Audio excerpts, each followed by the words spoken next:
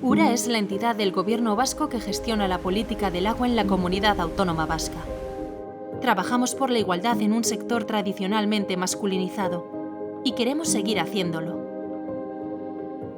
Es verdad que el trabajo es muy bonito. Cuidar de los ríos me parece una cosa muy importante y ser parte de ello pues, es muy enriquecedor. Estar aquí en contacto con la naturaleza me parece muy importante y me parece muy importante que estemos las mujeres, ¿no?, haciendo este tipo de trabajos. Y bueno, pues muchas veces una forma de reconocimiento es simplemente estar y que cada vez seamos más mujeres y que cada vez pues se nos vea más en este tipo de puestos de trabajo porque antes no estábamos y ahora sí.